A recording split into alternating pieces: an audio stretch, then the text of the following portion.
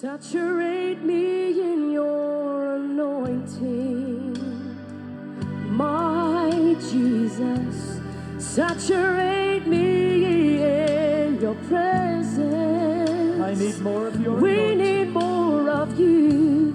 I've got to have more of your anointing In my life. In my life.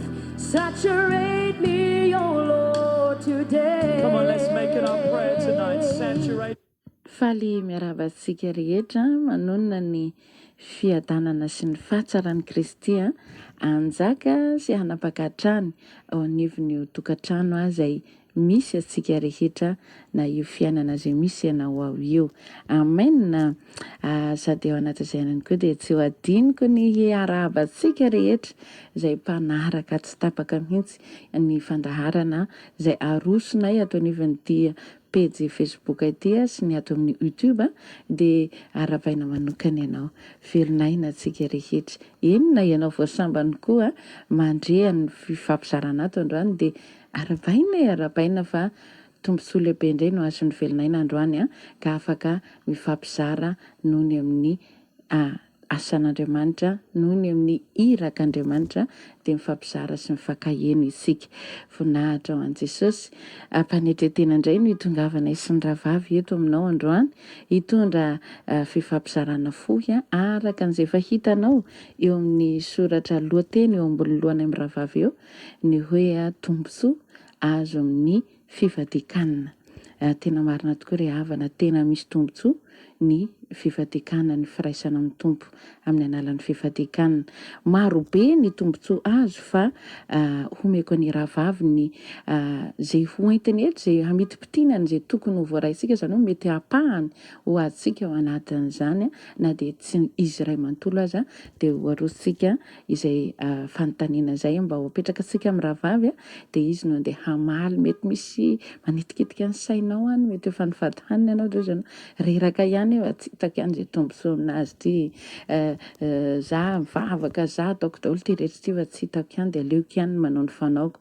Fa androany izay mirahavavy hizara aminao mba hitohizanao raha ohatra ka anisan'ny misalasalany amin'izany ianao na anisan'ny tsy mahafantatra hoe inona ny tombotsoa azo eo anatin'izany fifadia-kanina izany dia ho fantatrao eny ambavan'ny rahavavy ny valiny dia andao ary eny finaritra ny rahavavy tsika dia samy mihaino finaritra raha fa ometsika azy ny fitenenana.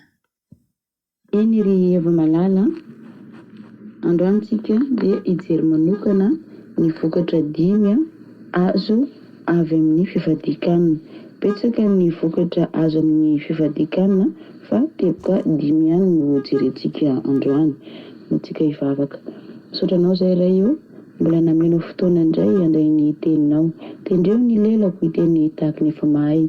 Demidemy ihany koa tompo ny fony rehetra izay andre izao afatra izao mba ianao tokoa ny hiteny amin'izy ireo ka ny feonao no renesiny any ambony any amin'ny anara maherin'i Jesosy Kristy tompo.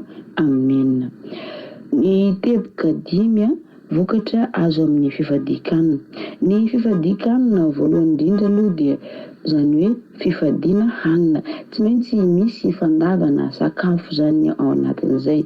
Amin'izao fotoana izao mantsy misy amintsika no manitatra fahalalana dia misy no manao hoe fifadia-kanina telefona, fifadia-kanina televizion, fifadia-kanina kafe. Misy manao an'izay fotsiny tsy mihinana kafe fotsiny tsy mijery televizion mandritra n'izao sy izao andro, tsy mijery série izay fijereko ireny mandritra n'izao andro. Eny tsy ratsy izany satria hoe esorina daholo ny zavatra izay mety anelingelina na koa tsy ananana fotoana iarana amin'Andriamanitra. Fa ny fifadia-kanina kosa amin'ny baziny dia tsy maintsy misy fifadiana hanina. Ohatrany amin'ny teny fransay zao izy dia teneny jeûner dia tsy maintsy miala zany misy sakafo izay mahazatra anao, izay tohana ainanao, iny no esorinao, iny no lavina tanteraka. Ka izay ny fifadiana hanina zany tsy maintsy misy fandavana sakafo ao anatin'izay. Ka ny kristianina rehetra izay hoe mpianatra Jesosy dia tokony hifadianina, tokony tsy maintsy mifadianina mihitsy aza raha izay ngamba no malaza azy hoe tsy maintsy mifadianina. satria Jesosy nifakatahaka ho an'ny kristianina. Jesosy dia nifadianina. Ary ireo mpianatra izay nanara-dian'i Jesosy dia nifadianina ihany koa. Ka isika koa zany dia nifadianina satria mpianatra Jesosy isika. Amen. Ia, teboka voalohany mivokatra amin'ny fifadikanana dia voalohany indrindra dia fakatoavana ny tenin' Jesosy. Makatoa ny tenin' Jesosy ianao raha mifadianina. Izay ny vokatra voalohany hitantsika tsara fa ny fakatoavana ny tenin'Andriamanitra izay ny fototra hijoroany fombiazan'ny kristianina. Fakatoavana ny tenin'Andriamanitra ny afatra napetraka Jesosy ny fifadikanana. Voasoratra amin'ny bokyny Matteo toko 7 dia vakitsika ny teny amin'ny 4:12 amin'ny anaran'i Jesosy. Dia nakany amin'i Jesosy ny mpianatry Jaona ka nanao hoe nahoana izahay sy ny fariseo no mifady anina matetika fa ny mpianatra kosa tsy mba mifady.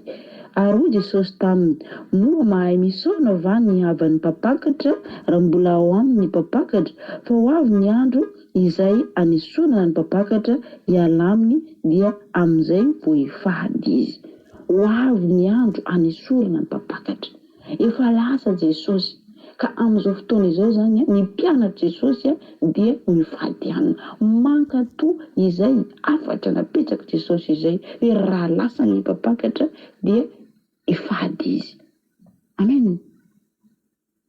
Ifakatoavana ny tenin'Andriamanitra. Izay ny vokatra azo amin'ny fifadikanana. Teboka voalohany izay. Ny teboka faharoa ny fifadikanana dia fiainana amin'ny surnaturel. Ny zavatra voajanahary, ny zavatra tena hoe tsy voafehinao mihitsy ny fifadikanana zany. Misy zavatra surnaturel ao ambadiky ny fifadikanana. Amen. Raha vakitsika ny Luka indray ato amin'ny bokin'ny Luka indray no anoisantsika ny vakiteny. Luka toko 5.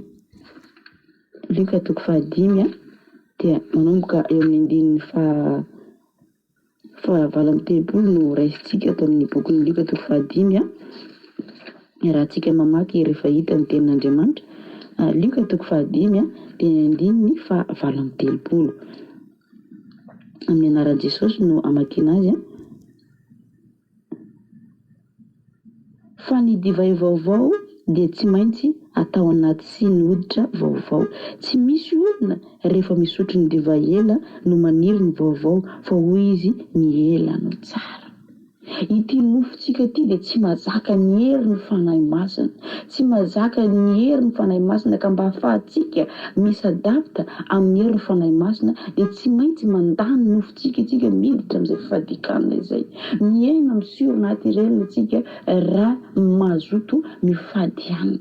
Ny olona mifady anina ihany no mahatakatra zavatra surnaturel. Ary manaraka izany dia jereo tsara fa raha ianao tsy mifady anina dia te hihinana foana, te tsy mahatantonoana zany ianao, tsy mahatantonoana zany ianao, malemilemy ianao raha vao tsy mihinan-kanina.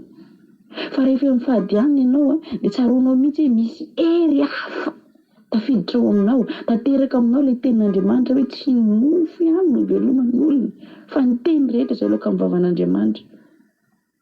Mahazo hery avy any an-danitra mihitsy ianao rehefa mifady anina zany. Na fifadikanana firy andro na firy andro. Ka rehefa akatoavan'Andriamanitra izany dia mahazo hery vaovao. Avozin'Andriamanitra mihitsy ilay hery ao anatinao. Ohatran'ny olona mifady, ohatran'ny olona misakafo ihany ianao. Ohatran'ny olona tena hoe mihinana maraina atoandro hariva ihany ianao, mitombo ny hery ao anatinao ao. Fiainana amin'ny surnaturel ny fifadikanana. Teboka fahatelo dia ny fifadikanana dia fiarahana mandeha amin'Andriamanitra. Manakaiky an'Andriamanitra isika amin'ny fotoana izay ifaditsika ihany satria manetry tena eo anatrehany. Andriamanitra dia tena hoe tiany ny zanany izay miankina tanteraka aminy. Tsy hoe koa raha tsy mifady anina antsika dia tsy miankina aminy, fa amin'ny fotoana fifadikanana dia fanetrehantena eo anatrehan'Andriamanitra izany. Mimile devant n'Andriamanitra isika amin'ny fotoana izay anaovantsika izay vavaka sy fifadikanana izay. Manankina tanteraka ny fotsika aminy.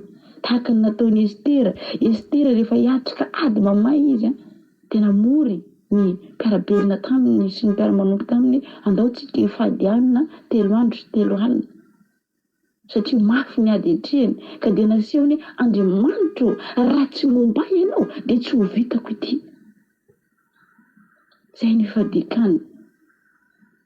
Estera 4 dia ny 4 indray no vakentsika. Estera 4 ny 4 namarinantsika izay teny zay. Bakena amin'ny anaran'i Jesosy.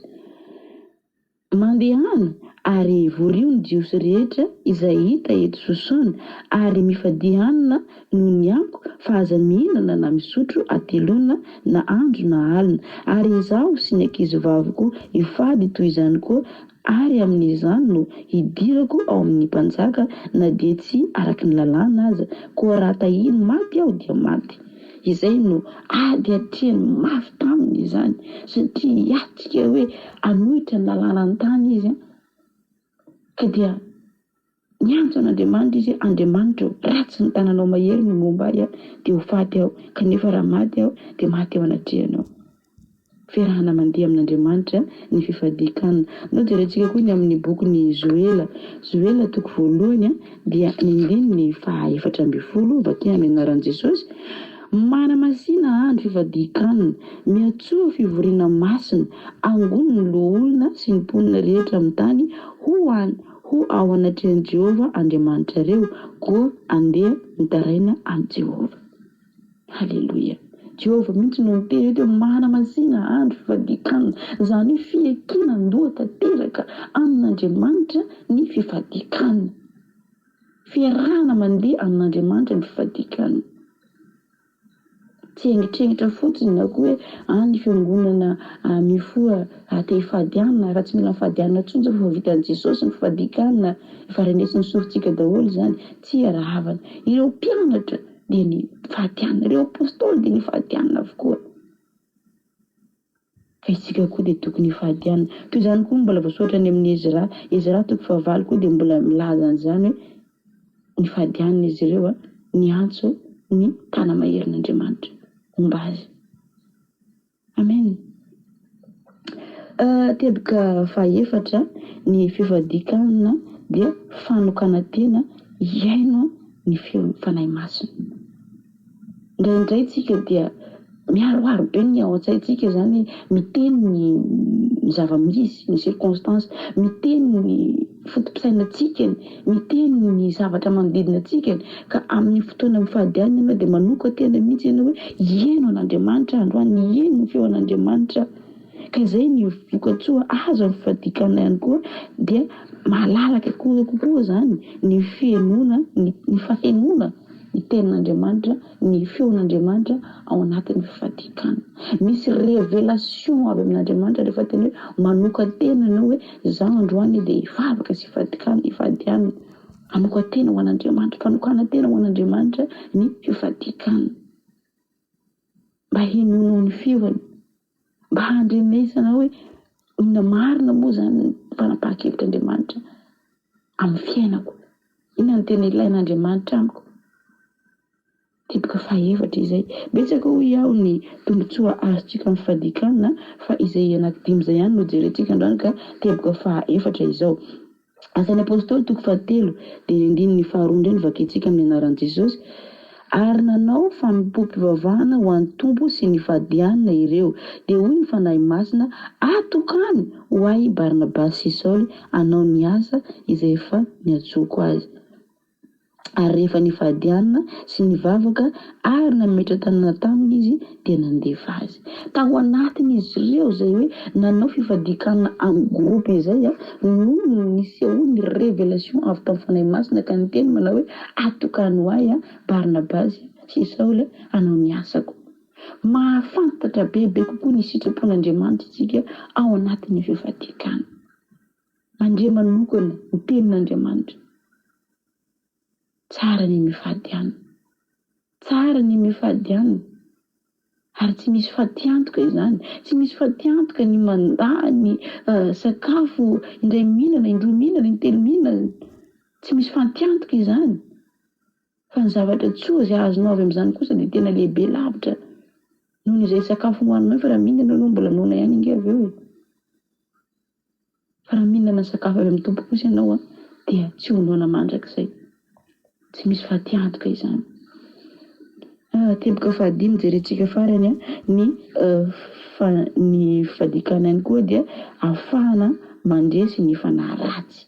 Misy auto délivrance ao anatin'ny fifadiakana. Mandritra ny fifadiakana misy ny olona tonga dia mitsoaka ho azy fotsiny ny fanahy ratsy satria manamaso tena izy ao anatin'ny fifadiakana iny ka tsy zakany fanahy ratsy ny fanamasinana tena. Misy ny olona tsy mila hoe miogaoga koa manao délivrance fa anatin'ny fifadiakana iny tonga dia misy fanahy ratsy mangolo netana lasa izy.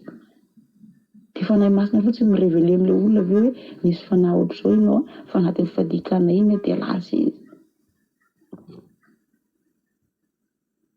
Leo vakitsika ny voasoratra amin'ny bokin'ny Marika toko fahasivy dia ny andininy fahavalo amby roapolo indray no iarahantsika mamaky. Ary rehefa tonga tao an-tranon'i Jesosy dia nanontany azy mangingina ny mpianany hoe izahay tsy nahavoaka azy, ary hoy izy taminy, iny karazana iny tsy mba azo avoaka amin'inona afa-tsy ny fivavahana ihany. Ery ambany ery moa ampiany soratra hoe sy ny fifadiakana. Zany hoe misy karazana fanahy ratsy tsy mivoaka raha tsy amin'ny vavaka sy fifadiakana. Ka zany hoe ny olona anao délivrance dia mila miditra amin'izay vavaka sy fifadiakana izay. Jesosy mihitsy no miteny an'izany iny karazana ino izy dia tsy mivoaka raha tsy amin'ny vavaka sy fifadiakana. Misy herin'Andriamanitra zany midina mihitsy manala an'izay fanahy zay satria ny olona mifadiana dia mitombo ny puissance ananany. Fanampiana ny ositra izay ananantsika ny fifadiakana. Izany rehetra izany dia tenenina aminao mba andresena lahatra anao izay mbola misalasala nahoana moa tsika no fadiana, nahoana moa tokony mbola ifadiana ireny kristianina satria efa vitan'i Jesosy avokoa ny famonjena. Ny nofontsika mantsy dia tian'ireny fitoriana teny izay hoe tsy manelingelina azy ireny.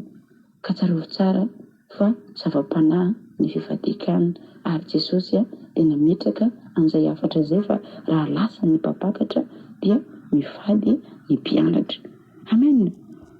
Izay indray ara no teny ny fampizarantsika teto androany dia mino fa ny tompo anampy any-amponao any izay tsy voalazako teto ary anazava ny sainao mba hatakatra izay tiany ambara voninahitra ao an'Andriamanitra irery any.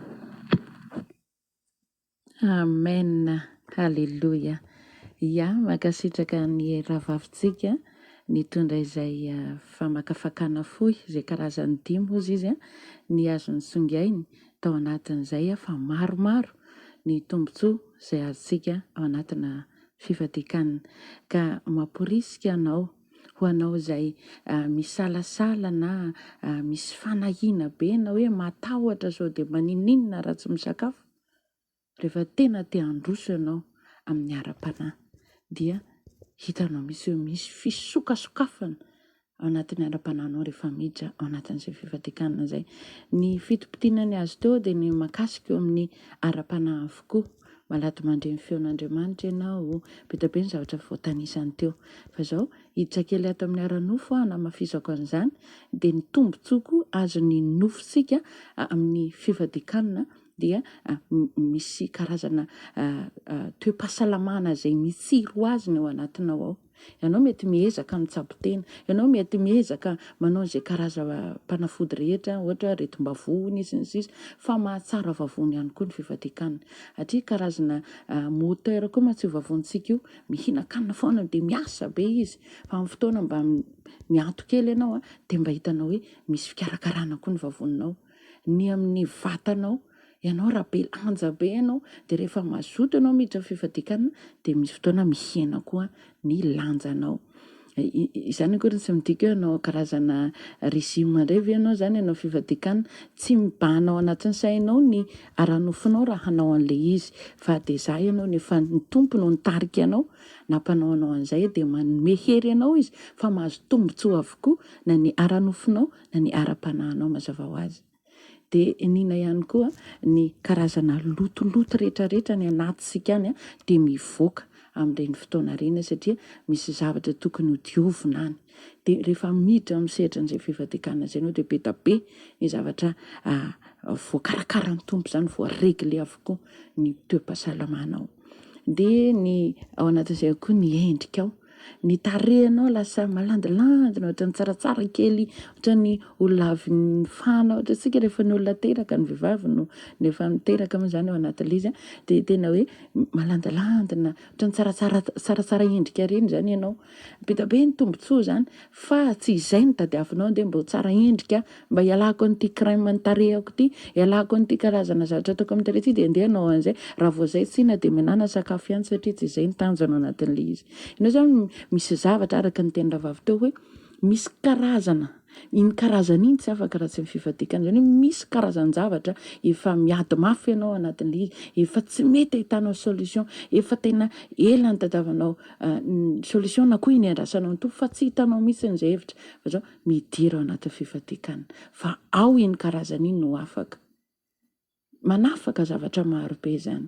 Ny fivadikana tsy hoe manao ny fiangonana tary de anao ianao sy hoe naheny tary de manao fa tena taridala ny fanan'Andriamanitra taridalan'Andriamanitra no anaovanao an'izany indrindra moa ny vondrona na io gropy na io fiangonana manana an'izany hoe andro ny fifadikana zany avokoa ny vondrona rehetra raha tena an Jesosy marina satria Jesosy tena ny azy ny aina tao anatina fifadikana ka zay rehetra manaradia azy de miditra ao anatin'izany ihany koa na ny modely antsika Jesosy de tsika koa miaina ao anatin'izany tsy mampaninona zany io.